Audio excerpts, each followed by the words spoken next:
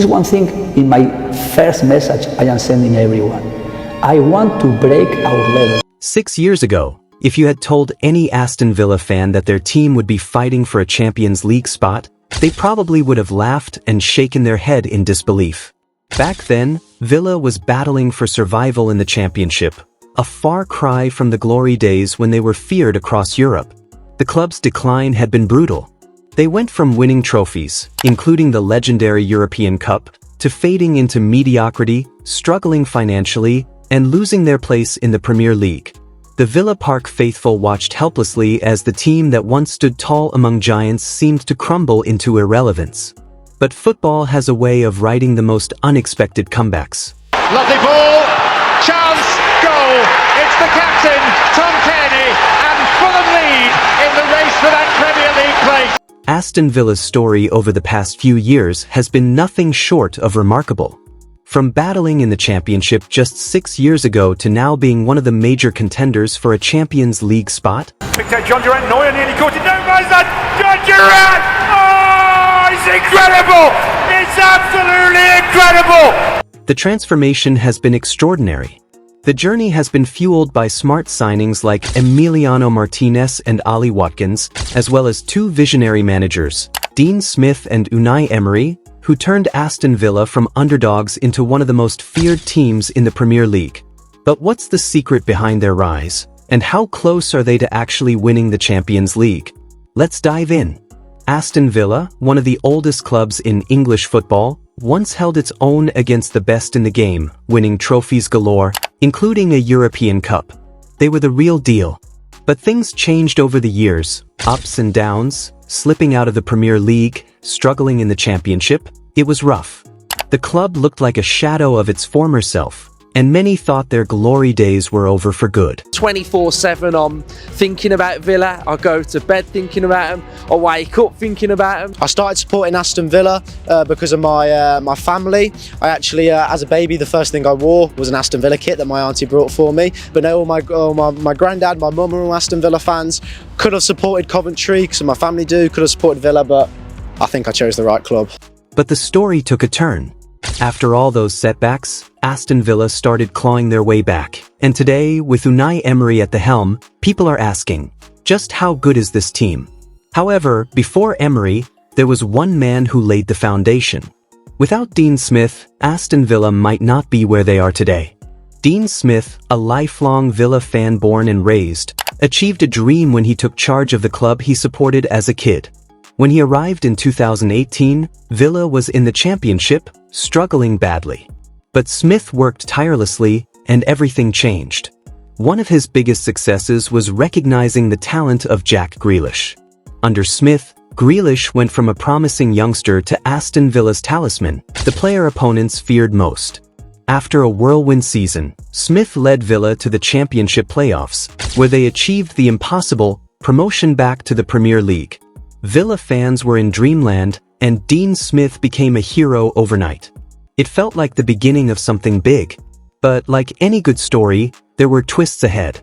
After a couple of seasons, Dean Smith was sacked, and the club turned to one of the biggest names at the time, Steven Gerrard. Fresh off his success at Rangers, where he ended Celtic's 9-year dominance, Gerrard arrived with high expectations. Initially, there were flashes of brilliance. Victories over Brighton, Everton, and Norwich showed glimpses of promise. But inconsistency haunted the team. One week, Villa looked unstoppable. The next, they stumbled badly. Gerrard tried everything: new players, tactical changes, fresh formations, but results didn't improve. The club even backed him by signing big names like Philippe Coutinho on loan, Lucas Digne, and Diego Carlos. Yet the magic wasn't there. Fans grew frustrated, results faltered, and pressure mounted. After just 37 games, only 12 wins and over 47 goals conceded, Gerrard's time was up. Villa needed a reset, a leader to stabilize the ship and take them higher. Enter Unai Emery. The former Arsenal manager, known for winning the Europa League 4 times, brought serious tactical knowledge and experience. Aston Villa have sacked Steven Gerrard. Villa wasn't just hiring another coach. They were getting a proven winner with a clear vision. From his very first game, A 3-1 victory over Manchester United, Villa's first win over United since 1995, Emery made an impact. He transformed Villa into a disciplined, organized, and confident team. Players had defined roles, tactics were sharp, and results followed. Trying to speak about how we played the first half and how we were keeping the same game plan and then tried to do something more, and we started very well.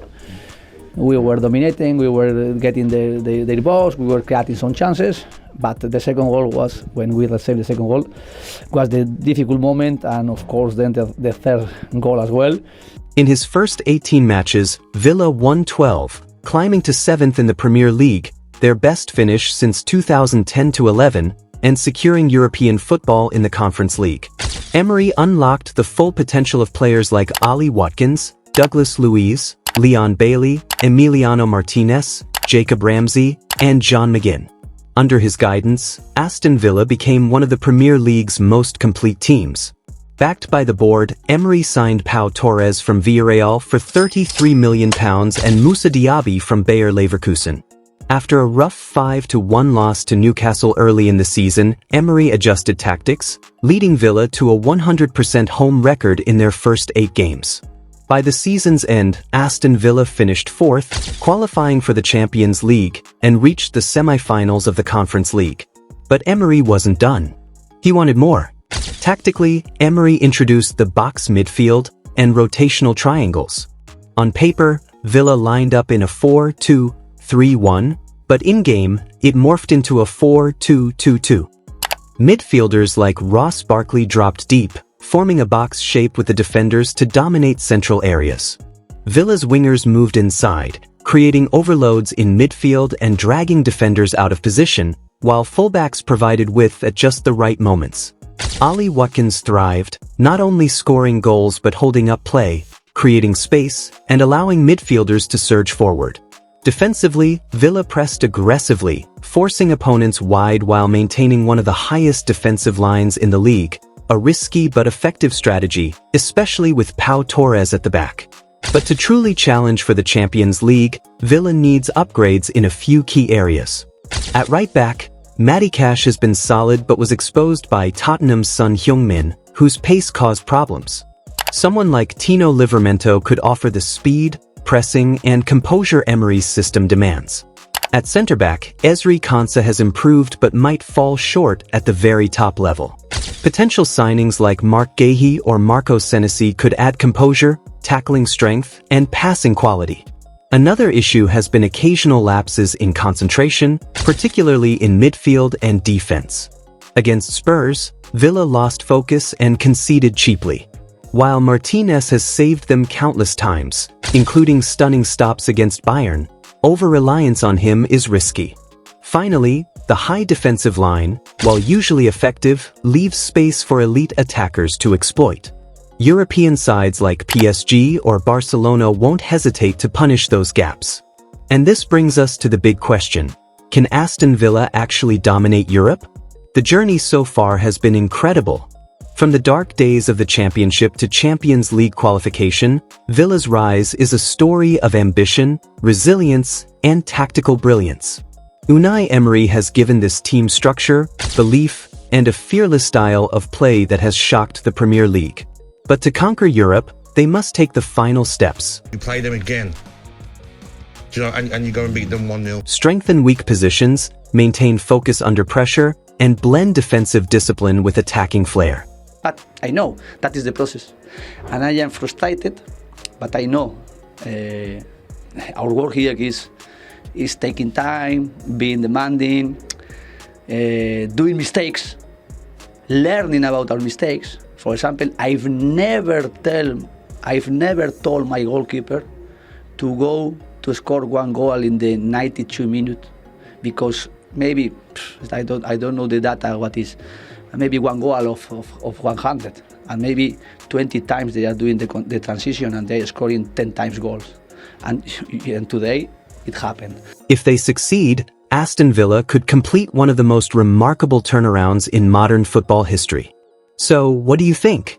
Can Aston Villa go all the way and lift European silverware, Or will the dream remain just out of reach?